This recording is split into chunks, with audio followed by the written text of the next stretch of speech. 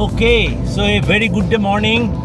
Myself, Naveen and Darshan are going to Luna crater to see the meteorite impact crater, probable meteorite impact crater through the roads to the heaven which runs from Dholavira to Dhodo through the White Run of Kutch. And it will take roughly about 2.5 hours for us to reach there. Beautiful road. And on either side, salt pans. At a distance, it looks like that there is a sea, but that is basically mirage. Temperature outside must be something like 40 degree already at 10:30. Small break at Khavda. It is a tea break. We have a long way to go. Professor Sarkar is relaxing with his commando attire, having a smoke and a chai. तुम इधर काम करते हो? अच्छा, क्या नाम है तुम्हारा? हाँ? हाँ? रियाज। और तुम्हारा? सोहेल। और?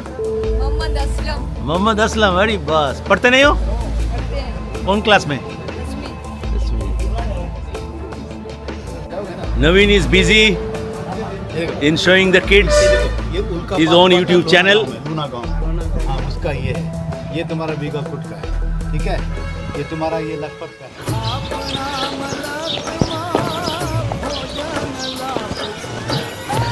Small Kutchi village, Luna, and here too you can see that Amul being from Gujarat, milk revolution from being Gujarat, there is a milk store even at this remote area of Kutch. Mahi. Okay, we are now moving towards the Luna crater. Car cannot go, so we have to walk down, I think, for some distance. Let us see where we arrive at. We have ultimately arrived at Luna crater. As you can see, the vast area, circular area around us is essentially the identified crater or proposed crater. Let us go nearby and see how does it look. We will also try to have a bird's eye view by flying the drone, and then we'll discuss. This is a circular periphery and the rim, and this goes on all along. Very funny kind of structure.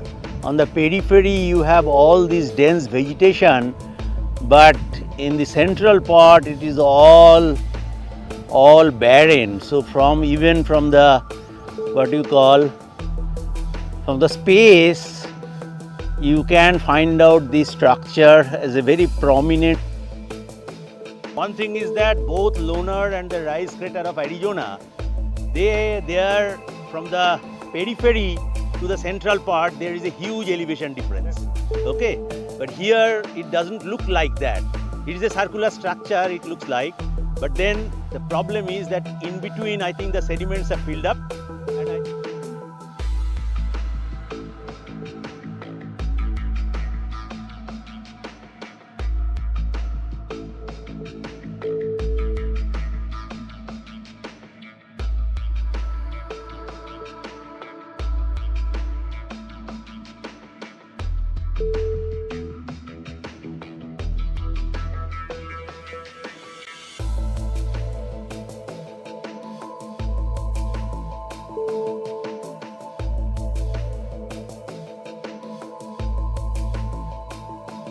Geometrically, it is a kind of perfectly circular feature, which I think is pretty difficult to form by any kind of normal geological processes.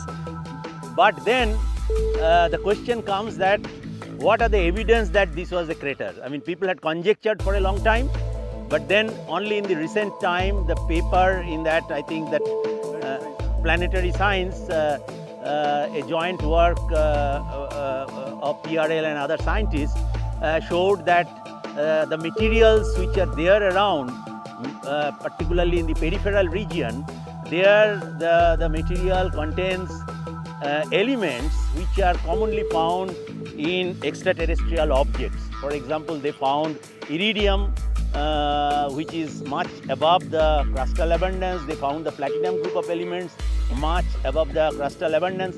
But then the problem is that, you know, that just by looking at the iridium and just by looking at some of the platinum group of elements, it might be pretty what you call difficult to directly interpret them as a impact structure. The reason is that you know, long back Professor Bhandari and Dr. P.N. Shukla of PRL, they had also reported high amount of iridium from sediments in the Anjar region.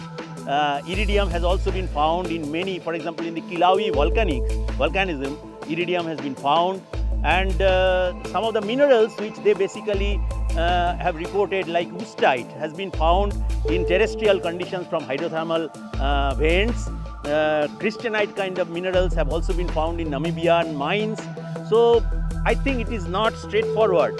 The best evidence of such kind of meteorite impact would be that you recover some amount of shocked minerals, like, you know, shocked quartz or coesite or things like that, which directly provides you evidence. But that has not been found. No, the question is that what impact was the meteorite and surface of All around periphery, there should be a search of exact impactite materials.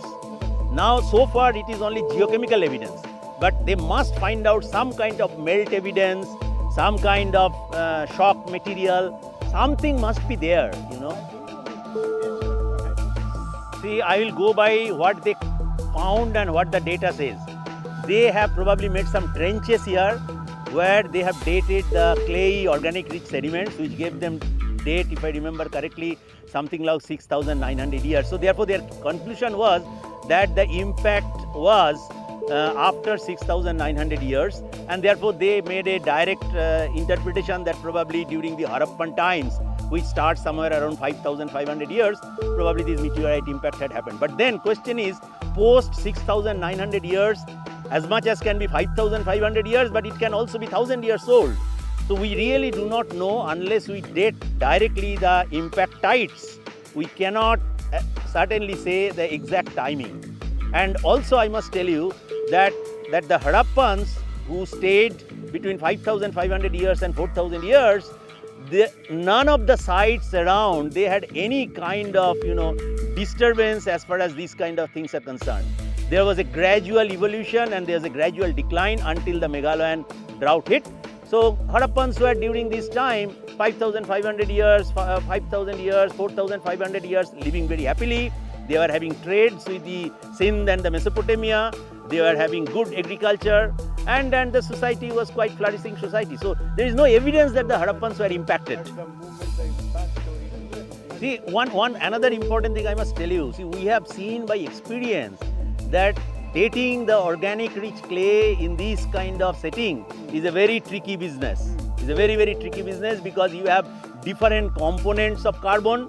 So bulk carbon dating may not necessarily give you the correct age many times.